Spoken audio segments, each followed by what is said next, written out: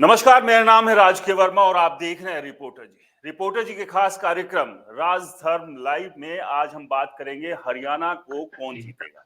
लोकसभा चुनाव की घोषणा करना जो अभी जानकारी मिल रही है, कल 3 बजे चुनाव आयोग की प्रेस कॉन्फ्रेंस है और कल देश में लोकसभा चुनाव का बिगुल आधिकारिक तौर पर बज जाएगा। लेकिन इस सबके बीच सवाल यही है, एक तरफ बीजेपी कह रही है कि 370 और एनडीए मिलाकर 400 पार, तो वहीं विपक्ष इंडिया गठबंधन के साथ मिलकर इस रथ को रोकने की भी पुरजोर कोशिश कर रहा है। लेकिन अगर हरियाणा की बात करें तो हरियाणा भी अपने आप में बेहद अहम है। दिल्ली के नजदीक सटा ये राज्य, 10 लोकसभा सीटें यहां पर है। 2019 की बात करें तो बीजेपी ने पूरी तरह से सुपड़ा साफ करते हुए 10 की 10 सीटों पर जीत हासिल की थी। तो ऐसे में बीजेपी के कंधों पर एक बार फिर से इसी जीत को दोहराने की जिम्मेदारी है। तो वहीं कांग्रेस आम आदमी पार्टी के साथ मिलकर क्या बीजेपी के इस रथ को हरियाणा में रोक पाएगी? और सबसे बड़ा सवाल ये कि जेजेपी का अब अगला कदम क्या रहेगा, क्योंकि हरियाणा में जेजेपी और बीजेपी गठबंधन की सरकार अब टूट चुकी है। बीजेपी ने निर्दलीय उम्मीदवारों के साथ मिलकर नए सिरे से सरकार का गठन हरियाणा में कर दिया है। तो यहां से बीजेपी पर भी कई तरह के सवाल उठ रहे हैं कि ऐन लोकसभा चुनाव के बीच में अचानक से गठबंधन तोड़कर नई सरकार बनाने की जरूरत क्या थी, क्योंकि अब जो पूर्व मुख्यमंत्री मनोहर लाल हैं वो अब लोकसभा करनाल से चुनाव मैदान में होंगे। तो चलिए इस कार्यक्रम को आगे बढ़ाते हैं। मेरे साथ हमारे खास मेहमान जुड़ गए हैं। मेरे साथ जेजेपी से कर्नल एस एस राठी हैं, बीजेपी से रमन मलिक जी हैं, आपका बहुत बहुत स्वागत। और कांग्रेस से भी हमारे साथ कुछ देर बाद उनके प्रवक्ता जुड़ेंगे। सबसे पहले रमन मलिक जी, 6 टिकटों पर उम्मीदवारों की घोषणा हो चुकी है, अभी 4 बाकी है। कब तक उम्मीद लगाएं कि उन चारों पर भी आपके उम्मीदवार मैदान में घोषणा उनकी हो जाएगी?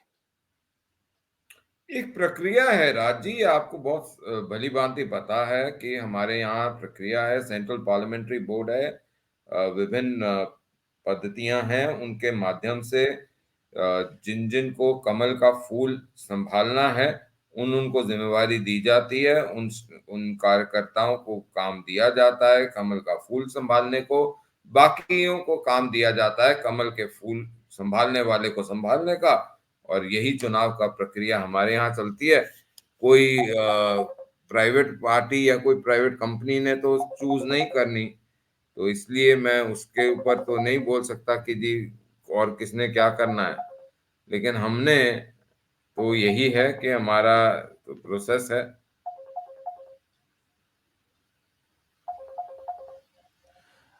लेकिन इस प्रोसेस में एक और भी तो सवाल है ना, कमल आपने जेजेपी को भी थमाया था, साथ में सहयोगी बने थे, लेकिन वहां से तो नहीं छीन नहीं, ही लिया उनकी था। तो चाबी थी साहब, नहीं, चाबी तो उनका थी, लेकिन कभी भी कमल हमारे में मर्जर तो नहीं हुआ।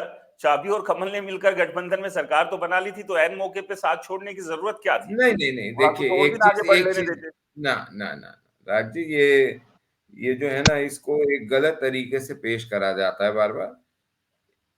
आप सही कर दीजिए। जेजेपी ने बीजेपी ने एक दूसरे के खिलाफ में चुनाव लड़ा, ये वास्तविकता है। उनके अलग नारे थे, हमारे अलग थे, उनका मैनिफेस्टो अलग था, हमारा अलग था, कांग्रेस का अलग था।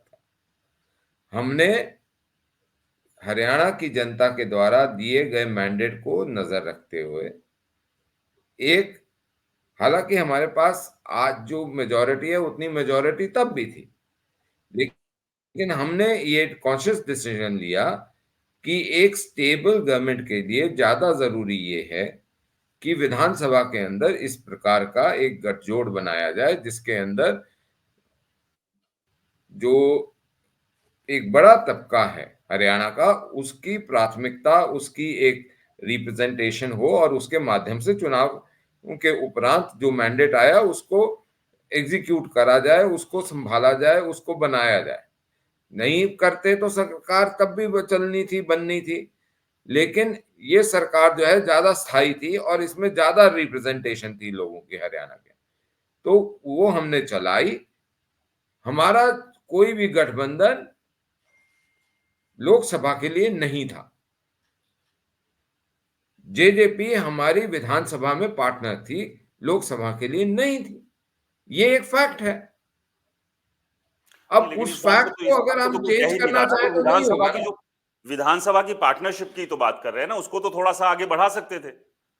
लोकसभा चुनाव के बाद तोड़ लेते गठबंधन, यानी कि अभी बीच लोकसभा के क्या ऐसी जरूरत आन पड़ी थी, ऐसा क्या ब्रह्म ज्ञान बीजेपी को आ गया कि जिस पार्टी के खिलाफ विधानसभा चुनाव लड़ा था कि भाई अब तो रास्ते अलग कर लेते, ठीक नहीं है ये पार्टी। भाई देखिए, अलग अलग समय पे अलग अलग वक्तव्य आते रहते हैं, ऊपर नीचे बात होती रहती है, और मेरे को ऐसा लगता है कि अगर आपका एक पाथ डिसाइडेड है और उस पाथ से आप हटके दूसरे पाथ पे चलना शुरू कर देते हैं। लोकसभा का हमारा कोई आपसे कोई बात नहीं थी, और आप अगर लोकसभा पे हट करेंगे तो फिर हमारे को अपने पाथ अलग करने पड़ेंगे। राठी साहब, क्यों हट किया हुआ था कि नहीं लोकसभा की सीटें हमें चाहिए ही? रमन मलिक जी कह रहे हैं कि इसी हट की वजह से ही हमने जो है आप लोगों को अपने साथ से हटा दिया। देखिए, पहली बात तो मैं यही चला था, एक पॉजिटिव नोट पे हमें शुरू करना चाहिए कि जितने दिन भी हम बीजेपी और जेजेपी ने सरकार चलाई है, बहुत अच्छे तरीके से चलाई है। और मेरे ख्याल ये एक एक किस्म का पूरे देश की राजनीति में एक किस्म का हमने एक उदाहरण दिया है किस तरह से संगठन की सरकार चल सकती है। बहुत अच्छी सरकार चली।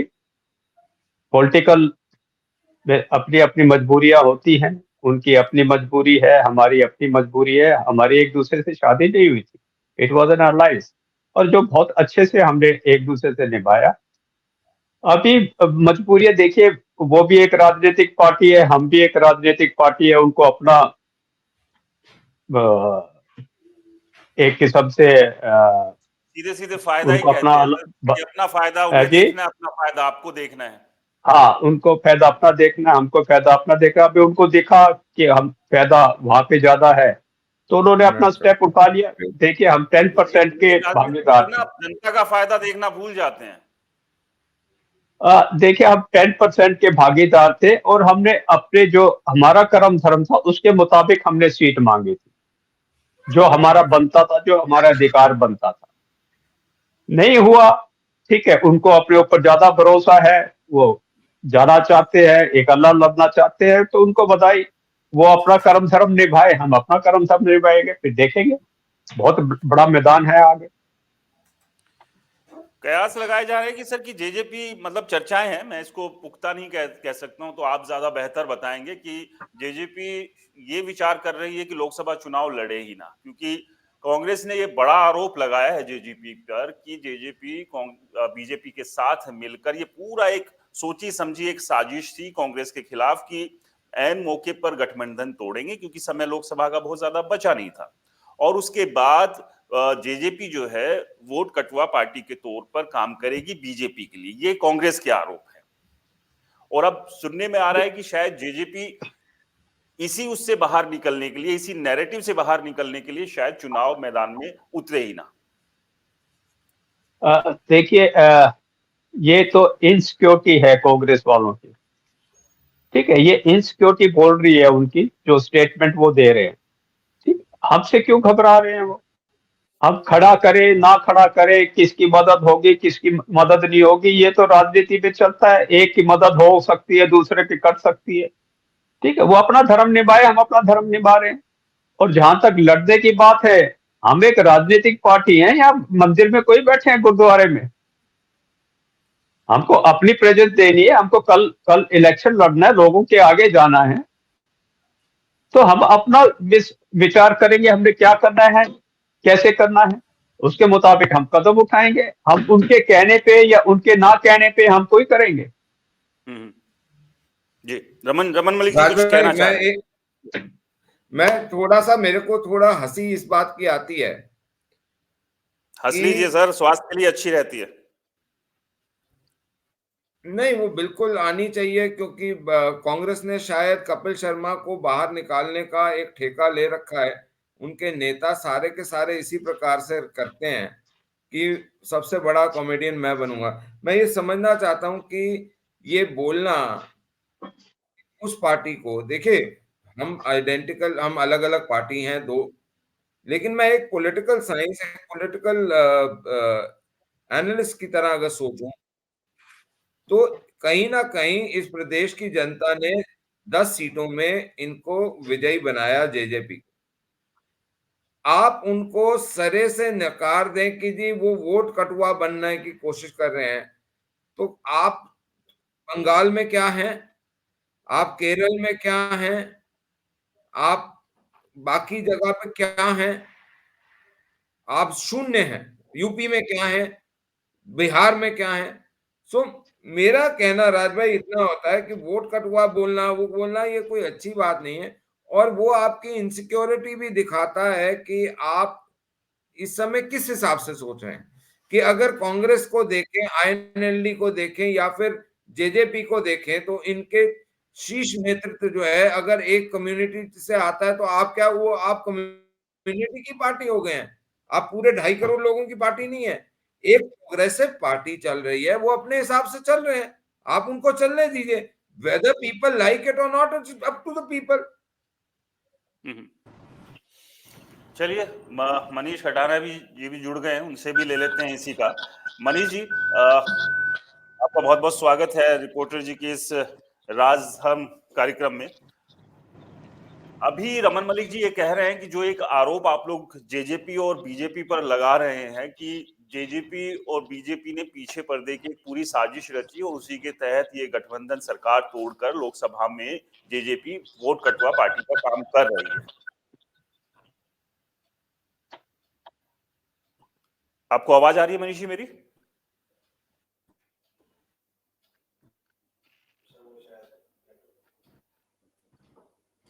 आप सुन पा रहे हैं मनीष जी? राज जी, सबसे पहले तो देरी से जो, हाँ मुझे आ रही है, आपको आ रही है? आ रही है आपको? जी जी जी जी।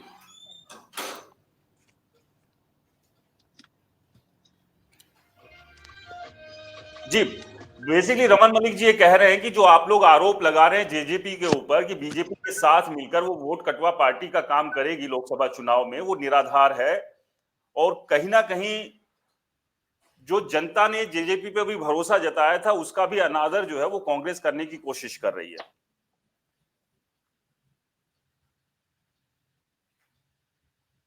शायद मनीष जी से संपर्क, हाँ प्लीज।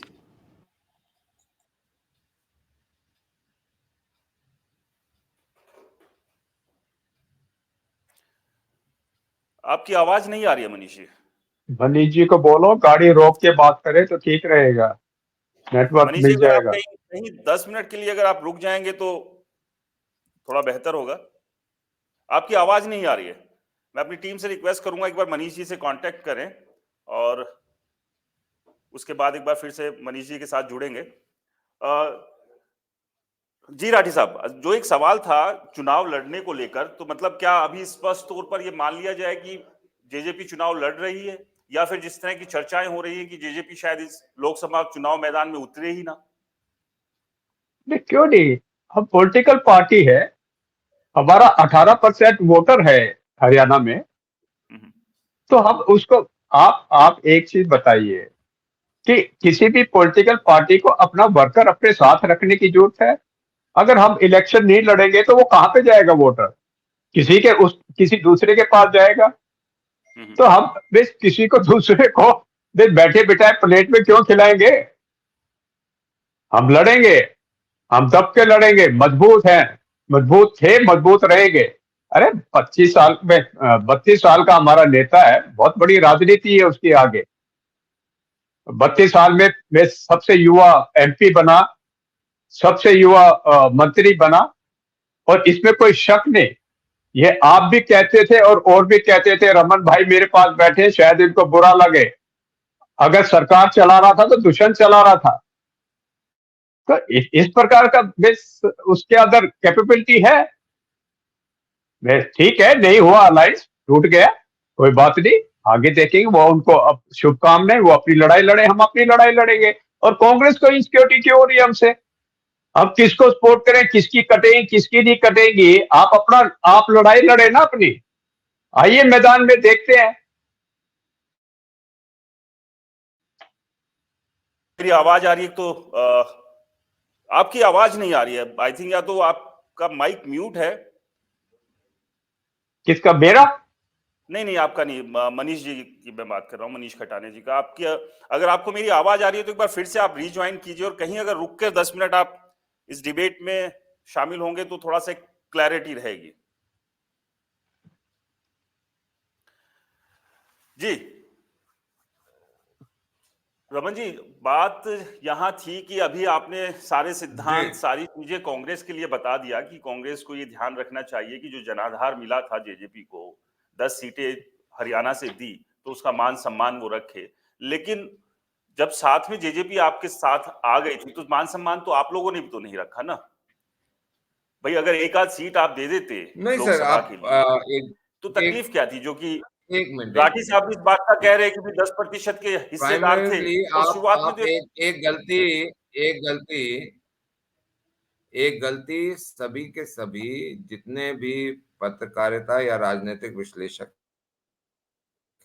हैं, जो दूसरी तरीके से सोचना चाहते हैं या बताना चाहते हैं, वो हमेशा कर रहे हैं। आपको ये चीज समझनी चाहिए कि मैं जिस तरीके से बार बार आपको पहले भी कहा है, our alliance was a post poll alliance based on Vidhan Sabha results. ये कोई प्री पोल अलायंस नहीं था, अरे ना सर, ही गंगा ये जल लेके कोई हाथ में कोई कसम थोड़ी ना गठबंधन उठा था। रही थी कि लोकसभा चुनाव में आप अलायंस में नहीं जाएंगे। इससे पहले भी तो अलायंस के कोई वादे वचन तो नहीं बंधे थे।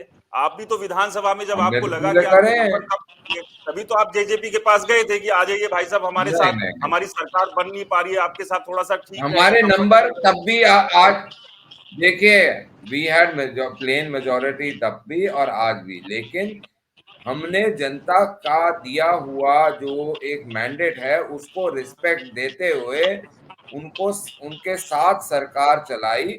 हमने 4.5 साल बहुत अच्छी दोनों ने सरकार चलाई, लेकिन उनका जो लोकसभा को लेकर एक विजन है और हमारा विजन जो है वो क्लैश करता है, इसलिए हमने कुछ कर दिया। अगर उनका और हमारा विजन नहीं क्लैश करता तो हम क्यों करते?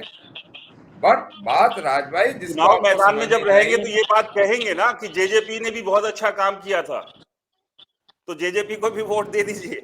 भाई हमने मिलकर सरकार 4.5 साल मिलके हमने अच्छी सरकार चलाई है।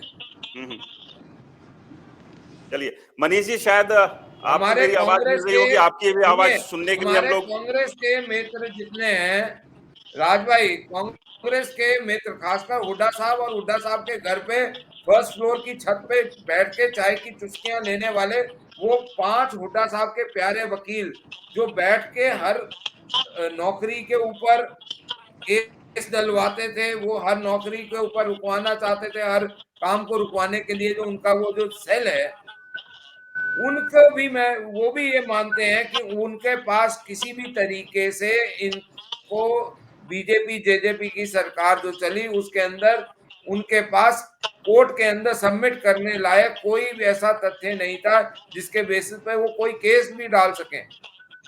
और हमने कांग्रेस के खिलाफ हमने तथ्यों के साथ जनता की अदालत में भी गए, हम दूसरी अदालत में भी गए, सब सामने है। और ये बात मत भूलिए कि जो बेसिक फर्क है, मनीष भाई एक सेकंड, जो बेसिक उसका आपको मनीष जी रिटर्न देना होगा जवाब। और राज भाई ये आप भी जानते हैं कि सेकंड टर्म हुड्डा साहब की 5 विधायक चुरा के उन्होंने 40 के साथ 5 का आंकड़ा मिला के 45 करे थे और वो 5 के ऊपर फैसला नहीं आने दिया था। तो ये चोरी माइनॉरिटी चकारी की वाली गवर्नमेंट तो चलाते हुए ये कांग्रेस ने करी। ये तो अभी भी अब चर्चा है कि आप जेजेपी वाले विधायकों को चुराने की कोशिश में लगे हुए हैं। नहीं, हम चलिए एक किसी बार को मनीष नहीं खटाना चुराते जी से सर। रिएक्शन ले लेते हैं, इस पे आते हैं, एक बार आते हैं मनीष खटाना जी से रिएक्शन ले लेते हैं। काफी देर से कोशिश कर रहे थे जोड़ने की। मनीष जी, रमन मलिक जी के सवाल का जवाब दीजिए। राज जी, मेरे भाई, बड़े भाई, प्रवक्ता, बीजेपी के वरिष्ठ प्रवक्ता रमन मलिक जी कह रहे हैं कि विधायक चुराने की बात कर रहे हैं। मैं इनसे पूछना चाहता हूं कि देश में 11 स्टेट की सरकार को जो तोड़ा गया, तो क्या विधायक चुराए गए या विधायक कैसे आए? इस देश में पिछले 9.5 साल में 11 स्टेट की सरकारें तोड़ी गई हैं, और वो कैसे तोड़ी गई है वो आम जन वो को नहीं भी। करते जो आप करते थे। रमन जी, आप लोगों ने अब मेरी 200 बारी है। बारी, बड़े भाई लगभग मेरी बारी। 200 बारी के मलिक करीब साहब 370 बोल का रहे उपयोग बात करके पूरी करने तोड़ी है दीजिए, सरकारें। बात पूरी करने 370 का प्रयोग करके कितनी बारी सरकार तोड़ी, वो संवैधानिक था? अरे जनाब, अभी तो बात करने दीजिए, एक बार उनको भी अपनी बात रखने मैंने दीजिएगा। आपका दीजिए। वो ऑपरेशन लोटस को हर कोई जानता है। जी हाँ मनीष जी, बात पूरी कीजिए अपनी। राज जी, आपको आ रही है आवाज? हाँ बिल्कुल, आपकी आवाज आ रही है, प्लीज। जी राज जी। जी आप बात पूरी कीजिए अपनी। जी राज जी, मैं ये कह रहा था, जो विधायक चुराने की बात थी वो तो सभी जानते हैं। और दूसरी बात, जेजेपी और बीजेपी का जो गठबंधन जो हुआ, वो किस बेस पे हुआ? 75% हरियाणा के युवाओं को रोजगार देने के नाम पर, 5100 रुपए पेंशन देने के नाम पर। तो क्या दोनों ही जो मिनिमम कॉमन प्रोग्राम था वो पूरे हुए? नहीं हुए। और खट्टर साहब की तारीफ करने में लगे थे मोदी जी, जब गुड़गांव आए रैली में, द्वारका एक्सप्रेसवे में, और वहां पर भीड़ जब नहीं जुटा पाए, और हरियाणा के लोगों का ये मैसेज था कि पिछले 9.5 साल की सरकार फेलियर हो गई। चाहे वो किसान का मामला हो, चाहे जवान का मामला हो, चाहे पहलवान का मामला हो, चाहे महिलाओं के सम्मान का मामला हो, चाहे कर्मचारियों का मामला हो, चाहे युवाओं को रोजगार देने का मामला हो। तो जब 9.5 साल का मुख्यमंत्री अगर बीजेपी का फेल हो गया, तभी तो बीजेपी ने नया एक्सपेरिमेंट करा। जब 9.5 साल आपने एक व्यक्ति को मुख्यमंत्री बनाया, और 6 महीने बाद विधानसभा का और लोकसभा का अगले महीने इलेक्शन है, तो आपने उनकी जो 9.5 साल की योजनाएं थी, जो उन्होंने लोगों के लिए काम किए, वो गिनवाते। इसका मतलब बीजेपी ये मानती है कि हमारा मुख्यमंत्री फेल हो चुका है। जब बीजेपी ये मान रही है कि मुख्यमंत्री फेल हुआ है, तो आप बताइए हरियाणा की जनता कहां जाएगी? और जो मेरे भाई हुड्डा साहब के बारे में कह रहे थे कि वहां चाय की चुस्की, तो इस देश में पहला एकमात्र ऐसा सांसद है दीपेंद्र सिंह हुड्डा, जो महिलाओं के सम्मान में दिल्ली जंतर मंतर पहुंचा, जो किसानों के सम्मान में प्रत्येक दिन किसानों के धरने पे पहुंचा, जिसने ओपीएस का समर्थन का काम किया। और भूपेंद्र सिंह हुड्डा, जिसने मुख्यमंत्री बनते ही पहली कलम से सरकार के जो भी जितने भी काम अटके हुए थे पिछली सरकारों के, उनको करने का काम करा, और किसानों का ऋण माफ किया, किसानों का बिजली बिल माफ किया। इन्होंने आते ही डीटीपी कट्टे का रेट बढ़ाया और उसका वजन घटाया, किसान को मारने का काम करा। किसान की दुर्दशा आज पिछले 10 साल में, पिछले जब से देश आजाद हुआ है, सबसे ज्यादा दयनीय हो चुकी है। राज जी, ये तो बहुत बड़ा भाषण हो जाएगा। दिया गया नहीं, जवान को राज जी, 4 साल के लिए ठेकेदारी पे लगा दिया। अभी मनीष, ये सरकार जवान की है ना किसान की है।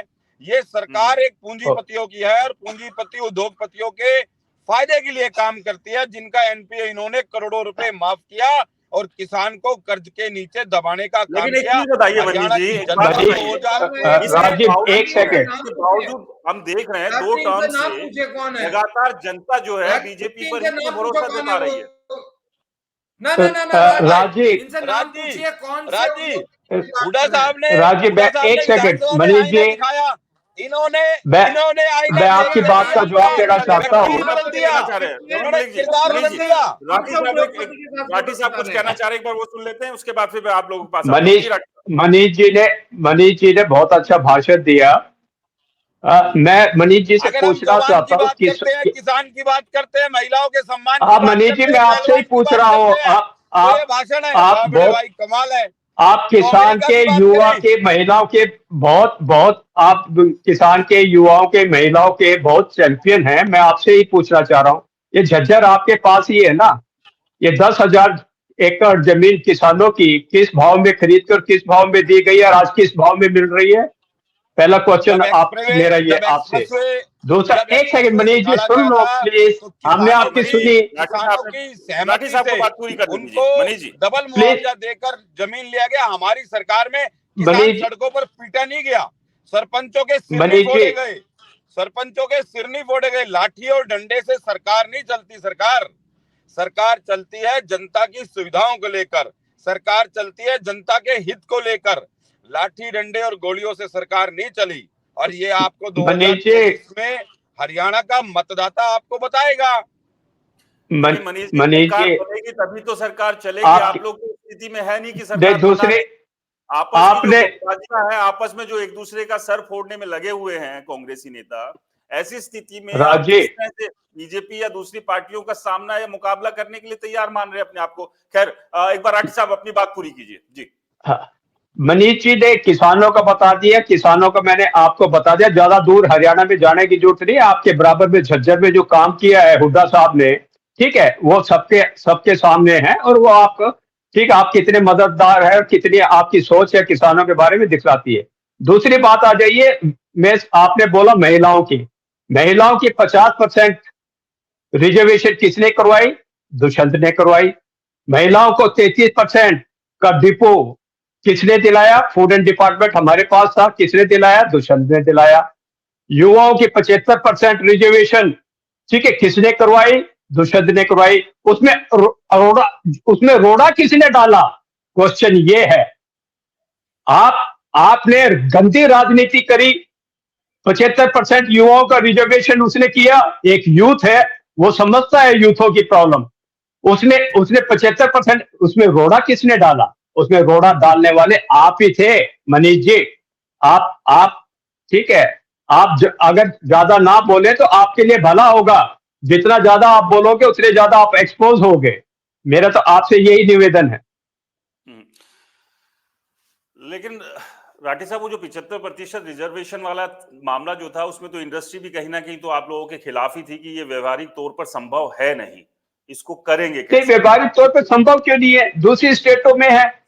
अगर मेरा यूथ यहाँ पे, अगर आपको, नहीं नहीं, अगर आपको याद होगा, अगर आपको याद होगा, असम का जो आंदोलन हुआ था, युवाओं को आज तक मिल नहीं पा रही है तरीके से।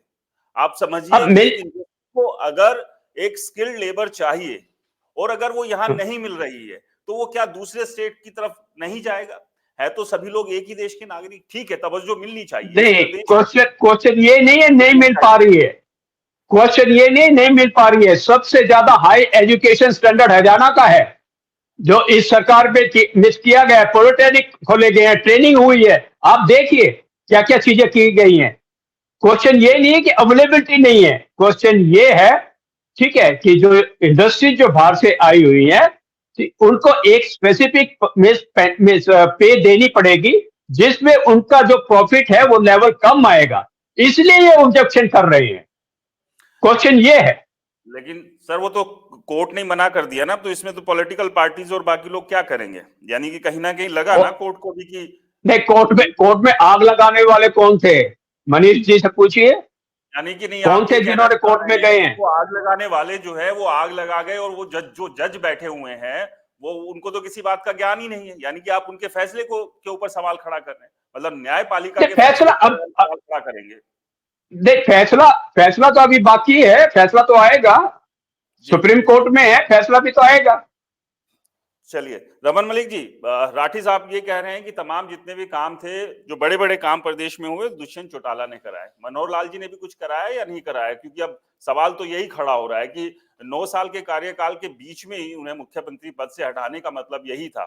या तो लोकसभा चुनाव बीजेपी जीत नहीं पा रही थी, उन्हें लगा कि उनके जो मुख्यमंत्री को अगर लोकसभा में खड़ा कर देंगे तो 10 की 10 सीटें आएंगी, ऐसा था। या फिर मुख्यमंत्री मनोहर लाल जब थे, उनका जो कार्यकाल रहा, उस कार्यकाल से ना केवल जनता बल्कि हाईकमान भी खुश नहीं था। देखिए, दो चीजें।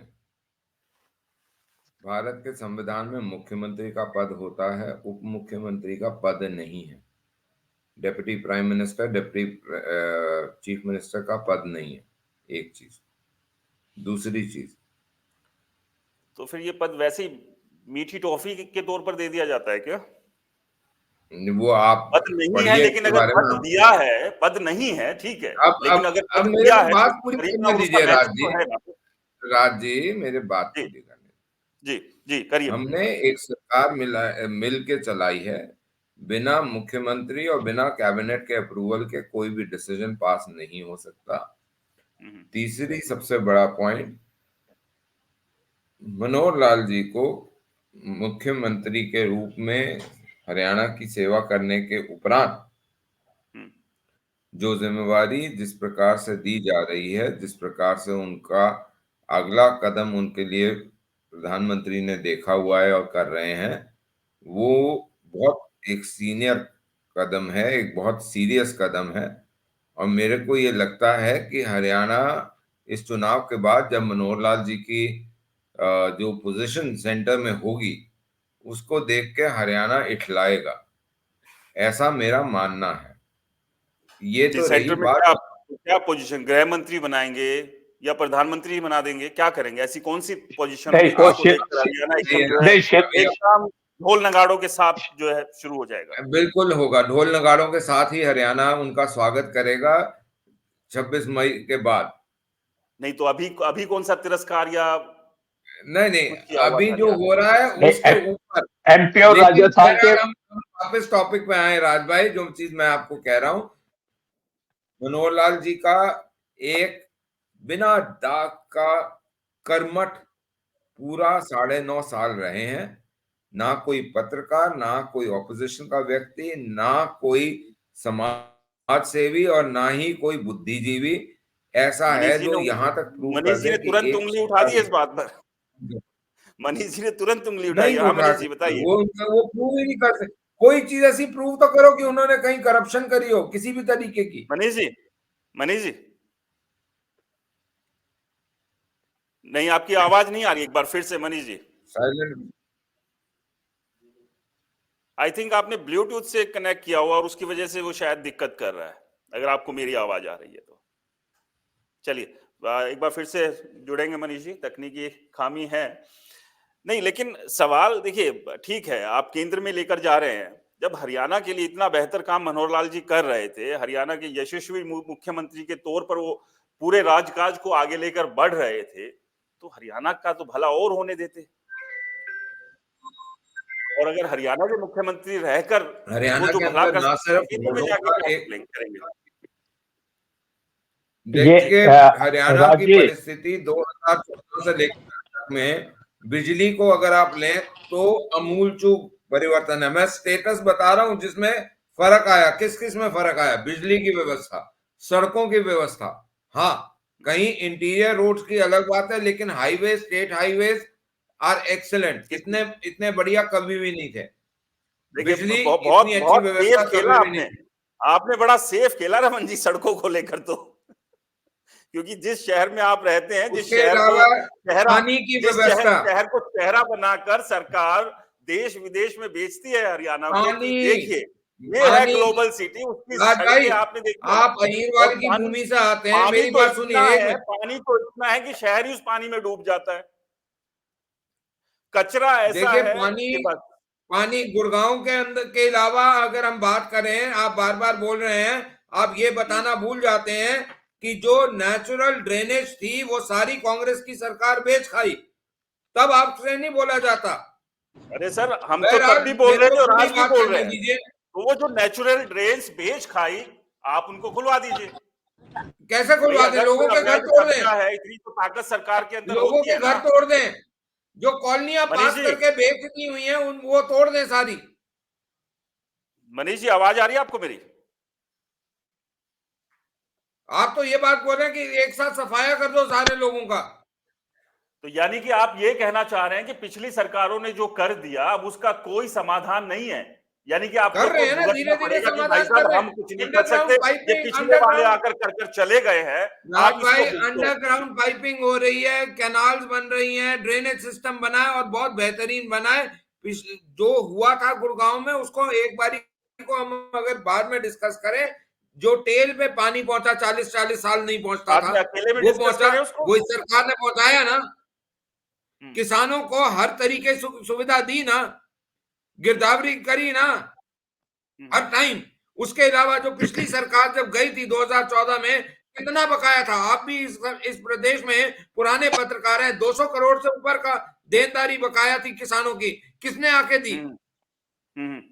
2 रुपए के खेत लिए हमने क्या की? ये जो किसान है वो नाराज क्यों रहते हैं? राजनीतिक स्टंट ही है या ये फिर कुछ किसान कांग्रेस के कार्यकर्ता भी हो सकते हैं ना साहब। सारे किसान तो ये नहीं है कि सारे किसान सिर्फ किसानी करते हैं। जो 750 किसान शहीद हुए वो कांग्रेस के कार्यकर्ता थे, आपके कार्यकर्ता थे साहब। प्रोग्रेसिव 750 फार्मर यूनियन, आप उसके रिस्पॉन्सिबल हैं।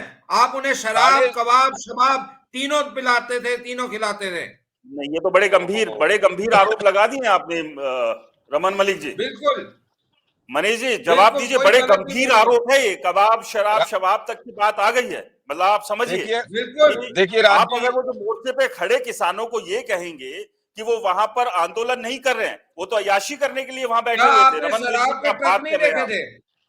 आपने शराब के ट्रक नहीं देखे थे?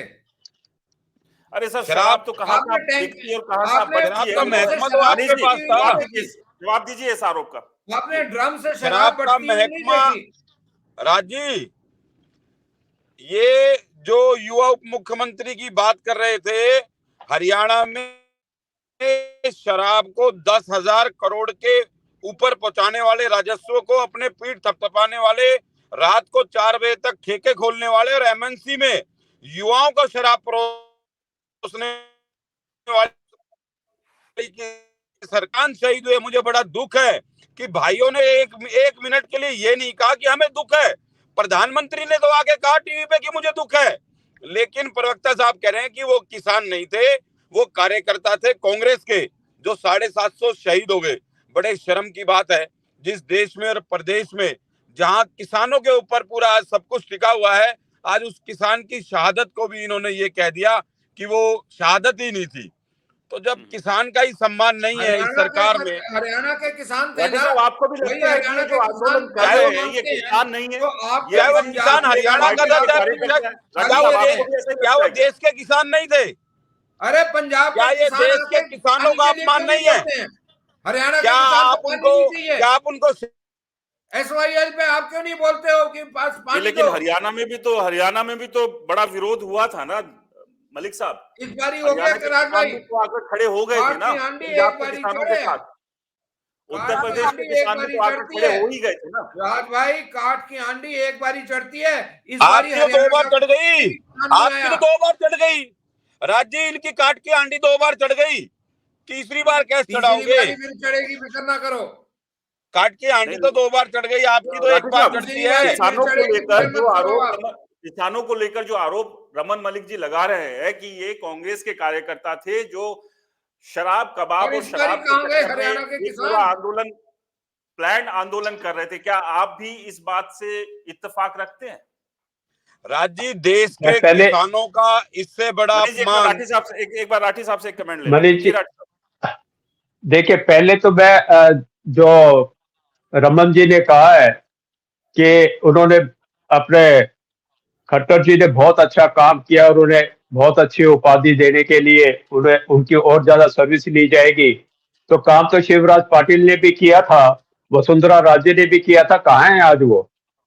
ये आप लोग बलि चढ़ाते हो और बड़ी चला के, ठीक है, एक किसी के सिर के ऊपर रख के आप अपनी राजनीति करते हो। जहां तक किसानों की बात आ गई है, इसमें कोई शक नहीं कि बीजेपी पार्टी ने, ठीक है, इस देश को विभाजित करने में बहुत बड़ा अपना हिस्सा आज तक हमने अपनी जिंदगी में नहीं देखा। 60 साल की उम्र हमारी भी होगी, सीनियर सिटीजन हम भी हो गए हैं, पर जिस तरह का कम्युनलिज्म और जिस तरह का सोसाइटी को डिवाइड करना इस बीजेपी पार्टी ने किया है, इतना हमने नहीं देखा है। जहां तक किसानों की बात है, डिवाइड एंड रूल वाली पार्टी के साथ किसान 4 साल तक क्या कर रहे थे किसान आप ये ये लोग ये बीजेपी वाले रमन जी आप बोल रहे थे, मैं नहीं बोला। Please let me put my point, let me put my point. मैं तो आई मे बी रॉन्ग। 4 साल तक कम्युनिज्म नहीं दिखा था। हाँ, साढ़े 4 साल तक हम नहीं देखा था, हमने अपना कर्म धर्म निभाया, आपने नहीं निभाया। ये आप छोड़ के गए हो, हम नहीं छोड़ के गए। हम आपको लाइन पे लेके आ रहे थे क्योंकि वो आपको टॉलरेट नहीं हुआ, इसलिए आपने ये गठबंधन तोड़ा है, हमने नहीं तोड़ा। हम वफादार लोग हैं। और जहां तक किसानों की बात है, अलग ट्रैक पर चल रहे थे क्या राठी साहब? रमन मलिक जी, राठी साहब कह रहे एक हैं कि सेकेंड, ट्रैक ठीक नहीं था, ट्रैक को अलाइन करने की कोशिश जेजेपी कर रही थी, वो आप तैयार नहीं हो रहे थे, इसीलिए फिर ये अलाइन टूट गया। ये भी मैं बताता हूं, जितना भी एमएसपी, जितना भी किसानों के लिए हुआ है, वो जेजेपी की, केवल जेजेपी का ही कंट्रीब्यूशन है सरकार में।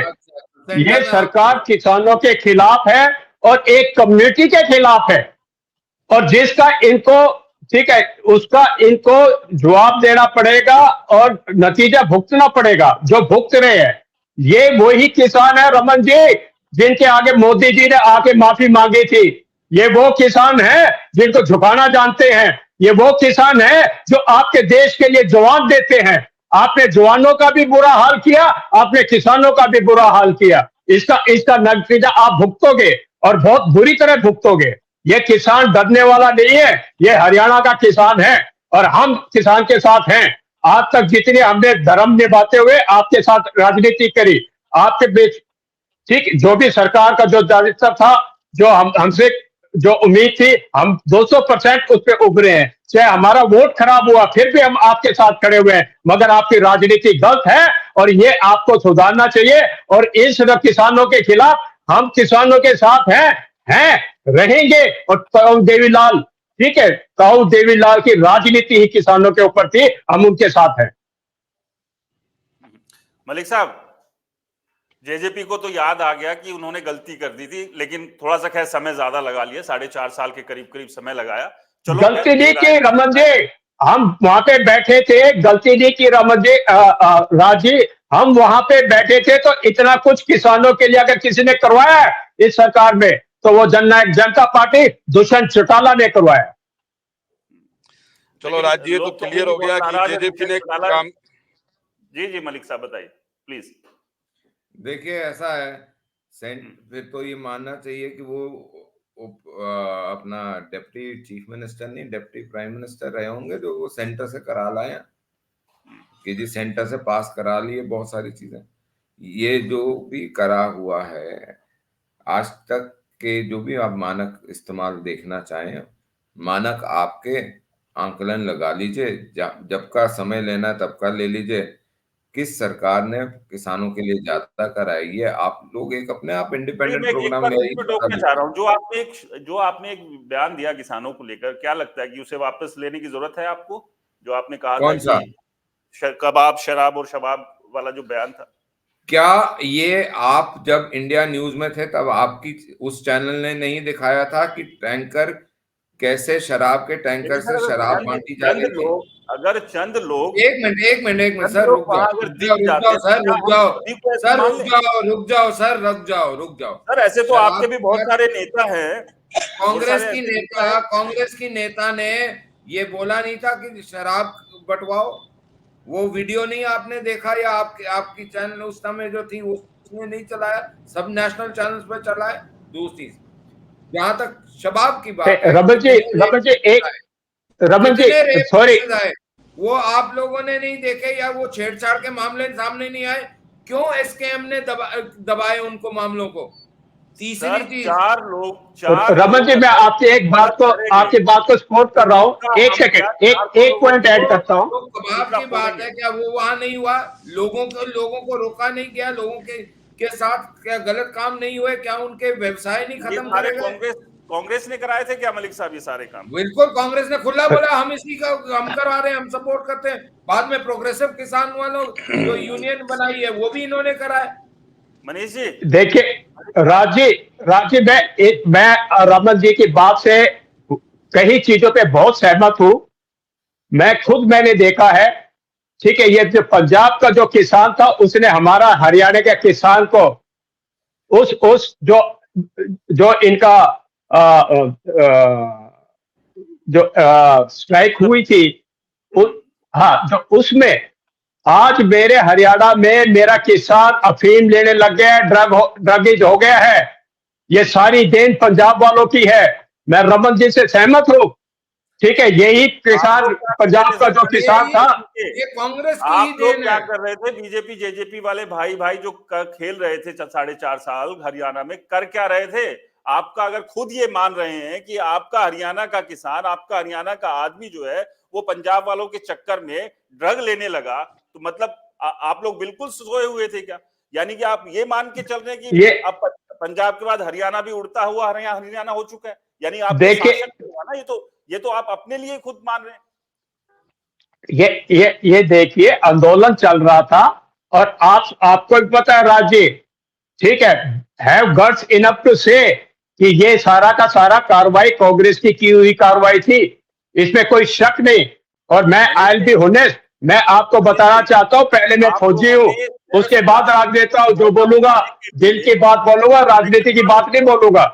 मैं राठी साहब जवाब ले लेता हूँ। मनीष जी, और फिर से कनेक्शन टूट गया मनीष जी से, चलिए प्लीज। और आपने देखा होगा खालिस्तान के झंडे लगा के वो आंदोलन में वहां पे बैठे थे। ठीक है, मैं रमन जी की बात से बिल्कुल सहमत हूं कि जिस तरह का दारू, जिस तरह की गलत चीजें वहां पे हुई है, और उसका जो सफर, जो सबसे ज्यादा सफर किया है वो किसान का भोला भाला ठीक है, हरियाणा का भोले भाले किसान ने सफर किया है, इसमें कोई शक नहीं। ड्रग्स हो गई है, दारू हुई है, वहां पे हर तरह की गंदी चीजें हुई है, इसमें कोई शक नहीं है। तभी राज भाई इस बारी हरियाणा का किसान बिल्कुल सामने नहीं आया उसके समर्थन में। उसके परिवार ने नहीं आने दिया। खनौरी बॉर्डर पर उस तरफ का जो पूरा इलाका है, वहां पर क्या हरियाणा के किसान नहीं गया था क्या? नहीं गया था। पक्का? बिल्कुल नहीं। इक्का दुक्का कांग्रेस के समर्थन वाले या जो लेफ्टिस्ट समर्थन वाले हैं वो जरूर जाएंगे। ऐसा मतलब नहीं है कि उनका समर्थन बेस नहीं है। जो चले गए तो लेफ्ट वाले, जो चले गए तो वो कांग्रेस वाले, जो नहीं गए तो वो बीजेपी वाले, क्योंकि आप वाला तो कह नहीं सकते क्योंकि वहां आम आदमी पार्टी की सरकार है। भाई आम आदमी पार्टी की सरकार तो साफ सुथरी है ना, वो बोलती है हरियाणा को पानी नहीं देंगे। वो तो बोलती है हरियाणा का कोई अधिकार ही नहीं है। और उसके ऊपर वहां से हरियाणा के अंदर उपद्रव मचाने के लिए उन लोगों को भेज सकते हैं। उनको पंजाब में ही रोकना चाहिए था। चलिए एक बार फिर से नहीं रोका उन्होंने, क्यों नहीं रोका? वो तो साजिश रच रहे हैं ना आप लोगों के खिलाफ, जो आप आरोप लगा रहे हैं आपके ऊपर। देश के खिलाफ साजिश बड़ा गंभीर आरोप राठी साहब और मलिक साहब यहाँ पर लगा रहे थे। राठी साहब भी इस बात को कह रहे हैं कि रमन मलिक जी यानी कि बीजेपी की इस बात से वो सहमत हैं कि कांग्रेस ने पूरा किसान आंदोलन के दौरान जो ये खेल किया वो सारा कांग्रेस ने किया। कांग्रेस ने ही हरियाणा के किसानों को ऐसी स्थिति ला दी कि वो ड्रग लेने के ऊपर तक उनको मजबूर होना पड़ा। मतलब वो ड्रगिस्ट बना दिया, वो नशा करते हैं। मलिक साहब, वो मनीष साहब। राज जी आ रही है आवाज? जी बिल्कुल, एकदम साफ आवाज आ रही है आपकी, प्लीज। राज जी देखिए, जो हमारे सांसद महोदय दीपेंद्र सिंह हुड्डा जी और सीएलपी लीडर भूपेंद्र सिंह हुड्डा जी ने विधानसभा में और हर जगह बात कही कि हरियाणा का युवा नशे की ओर बढ़ रहा है, वो बात दोनों प्रवक्ताओं ने मानी कि इनकी सरकार में, इनके कार्यकाल में लॉ एंड ऑर्डर में ये लोग फेल हो गए। कहीं पंजाब से तो कहीं राजस्थान से, चाहे कहीं से भी आया नशा आया और हरियाणा के युवाओं ने और किसानों ड्रग एडिक्ट हुए, यानी कि नशे की बढ़ोतरी हुई। दूसरी तरफ ये लोग कह रहे हैं कि आप लोग ट्रक में भर भर के यहाँ सप्लाई करवा रहे थे। देखिए ये देखो, जिसकी सरकार है वो हाथ खड़े कर रही है और दूसरे लोग ट्रक में भर के कारोबार कर रहे हैं और ये लोग फेल हो रहे हैं। ये लोग पकड़ने में फेल हैं। ये इनके प्रधानमंत्री मान गए कि मुख्यमंत्री फेल, हटा दिया।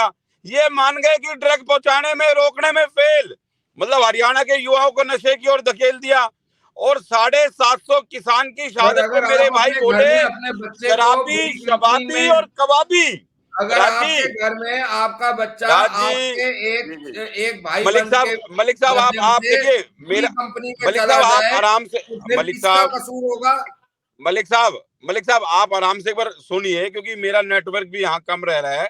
आप सुनिए, आपने हरियाणा और देश के किसानों को कहा शराबी, शबाबी और कबाबी, और आपके प्रधानमंत्री ने टीवी पर आके हम माफी मांगी, क्योंकि देश के तो प्रधानमंत्री बन नहीं पाए, बीजेपी के प्रधानमंत्री बन।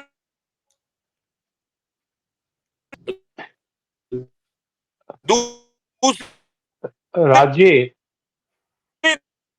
तरफ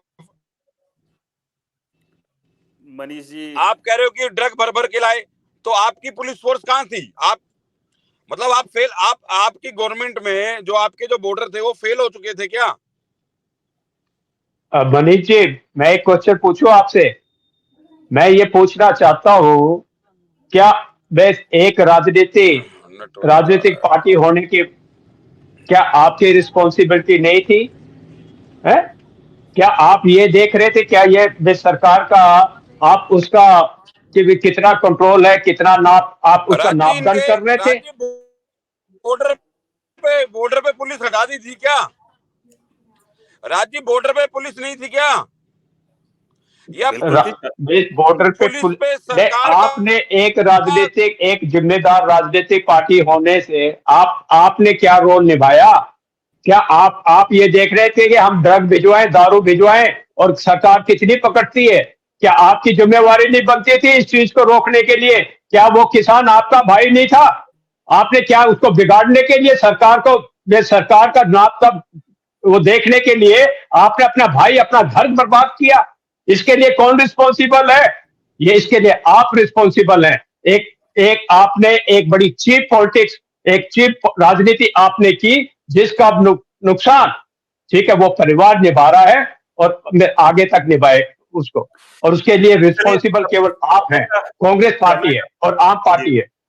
चलिए, समय का थोड़ा सा अभाव है, एक क्लोजिंग कमेंट्स ले लेते हैं। रमेश मलिक साहब, 4 सीटों पर और उम्मीदवारों की घोषणा होनी है, कब तक उम्मीद की जा सकती है? विजेंद्र सिंह पहले ही छोड़कर जा चुके हैं आप लोगों को, गठबंधन तो वैसे ही आप लोगों ने तोड़ दिया था, और बाकी जो 3 और सीटें हैं उसको लेकर भी लोग इंतजार कर रहे हैं कब उनके नामों की घोषणाएं हो जाए। नहीं, बहुत जल्दी होंगी। सेंट्रल पार्लियामेंट्री बोर्ड बैठ के हर एक चीज को आकलन कर रहा है। 6 हमने कर दी हैं और बाकी 4 भी आएंगी, और उसका रिजल्ट मैं ये मानता हूँ कि आज भी मैं बहुत खुले तौर पे कह सकता हूँ कि हरियाणा की 10 और दिल्ली की 7, ये 17 सीटें भाजपा की झोली में जनता देने को आतुर बैठी है, इसमें कोई शक नहीं। हाँ, इतना जरूर बोल सकता हूँ कि इस बारी एलओपी जो होगा, लीडर ऑफ ऑपोजिशन जो होगा लोकसभा में, वो कांग्रेस का नहीं होगा, ये गारंटी दे सकते। अच्छा, वो सब एकदम स्क्रिप्ट लिखी हुई है, सब कुछ तय है। मलिक साहब, आप जनता नहीं चाहती जी, मलिक साहब, आप कांग्रेस पार्टी में भी बड़ा उठापटक चल रही है चीजों को लेकर कि अभी तक उम्मीदवारों की घोषणा नहीं हो पाई है। आखिरकार कहां अभी शंका आशंका फंसी हुई है कांग्रेस के सामने? वो लड़ना ही नहीं चाहते साहब, सबको पता है क्या है होना है। हर एक बड़ा नेता कोई ना कोई छोटा कोना ढूंढ के छुपने की कोशिश कर रहा है, चाहे वो सुरजेवाला देख लो, चाहे वो कुमारी शैलजा देख लो, चाहे वो किरण चौधरी देख लो, कैप्टन अजय देख लो, देवेंद्र देख लो, भूपेंद्र सिंह हुड्डा देख लो, कोई लड़ने को इच्छुक नहीं है। उनके सर के ऊपर जयराम रमेश और राहुल गांधी का ऐसा प्रकोप पड़ा हुआ है कि जो कांग्रेस की बची कुची साख थी वो सारी बर्बाद करके छोड़ दी हुई है। और कल तो भाई साहब ने जो भगवान विठल की मूर्ति का निरादर करा है, वो और खतरनाक। तो भगवान जाने क्या करना चाहते हैं। लोगों ने भस्मासुर की कहानी सुननी थी, इनके घर में क्या हुआ ये तो यही जाने। इनके घर में कौन है भस्मासुर? पता नहीं साहब, लेकिन कुछ ना कुछ तो हमेशा ही भस्म होता रहता है। अच्छा, मनीष जी कह रहे हैं शस्त्र अस्त्र जो है आपके बड़े नेताओं ने पहले से डाल दिए हैं हार के डर से। राज जी, इस बार भस्म तो जरूर होगा, लेकिन बीजेपी का अहंकार होगा। और ये वादा रहा, जिस भाई ने शराबी शबाबी और कबाबी कह के उन किसानों की शहादत का अपमान करा है, वो जरूर इस बात का बदला हरियाणा का और देश का किसान इनसे लेगा, जिन्होंने 1 साल सर्दी गर्मी धूप बरसात में बैठकर सिर्फ अपने हक की लड़ाई के लिए 750 लोगों ने शहादत दी, और प्रधानमंत्री जी ने अपने काले कृषि कानून वापस लिए। आज ये भाई कहते हैं कि वो किसान थे ही नहीं, क्योंकि उससे पहले वो उग्रवादी थे, खालिस्तानी थे, अफगानी थे, पता नहीं कौन कौन थे। तो ये बहुत सारी बातें वो तो इन्होंने कही। और दूसरी बात, राजा वरियाम ने बोला, जो हरियाणा में आपके एमपी राजा वरियाम ने बोला था खालिस्तानी, हमने नहीं बोला था। जो हरियाणा में हुड्डा साहब पहले पंजाब दिन से से कह रहे हैं कि सांसद हैं, उन्होंने ये संज्ञा दी थी। राज्य हरियाणा में नशे का कारोबार बढ़ा है। तो मैं पूछना चाहता हूं कि मुख्यमंत्री हटा दिया और गब्बर साहब भी हटा दिए, होम डिपार्टमेंट ले लिया, तो क्या सच्चाई है कि पुलिस जो थी हरियाणा में, गब्बर साहब तो रुका दिए इन्होंने, वो हटा दिए थे? गब्बर साहब तो रुका दिए।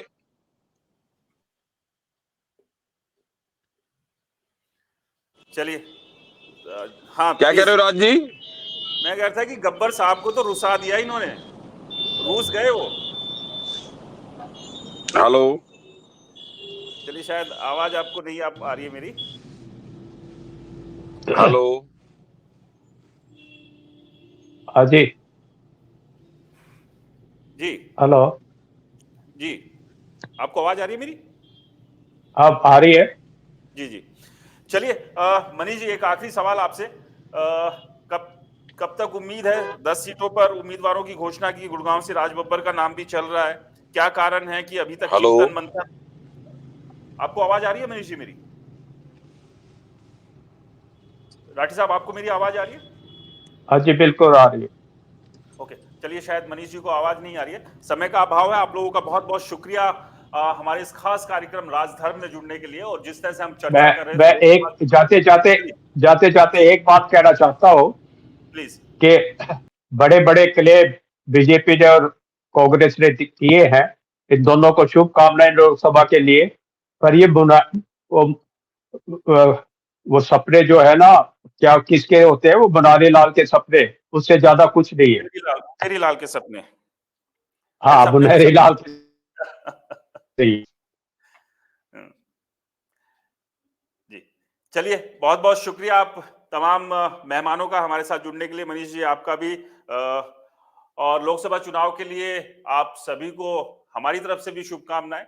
उम्मीद ये करते हैं कि इस राजनीति में कुछ थोड़ा बहुत जनता का भी भला हो जाए। लोकसभा चुनाव की कल 3 बजे घोषणा हो सकती है। कल चुनाव आयोग की प्रेस कॉन्फ्रेंस है 3 बजे, और किस किस चरण में कहां कहां पर कब कब चुनाव होने हैं, ये कल उम्मीद की जा रही है चुनाव आयोग की प्रेस कॉन्फ्रेंस में फाइनल हो जाएगा। लेकिन इस सब के बीच अगर हरियाणा की बात करें तो बीजेपी ने अपने 6 उम्मीदवारों की घोषणा कर दी है, जिसमें अंबाला, आपका सिरसा, इसके अलावा करनाल, गुरुग्राम, फरीदाबाद और महेंद्रगढ़ भिवानी।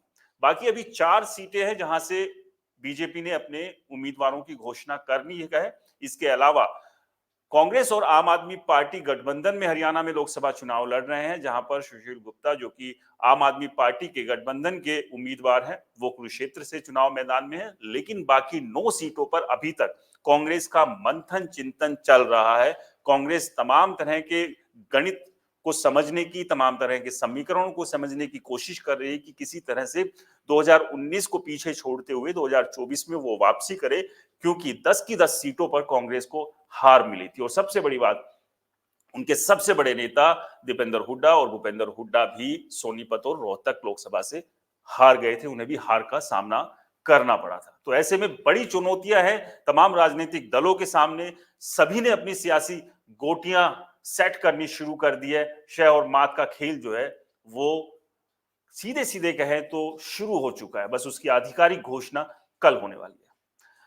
आप सभी का भी बहुत बहुत शुक्रिया। और रिपोर्टर जी चैनल को अगर आप लोगों ने सब्सक्राइब नहीं किया है तो आप लोगों से अनुरोध है कि चैनल को जरूर सब्सक्राइब करें। आपकी लोकसभा चुनाव को लेकर, खासतौर से हरियाणा के लोकसभा चुनाव को लेकर क्या कुछ राय है, वो भी हमें कमेंट्स कर जरूर बताएं। नमस्कार, बहुत बहुत शुक्रिया राठी साहब।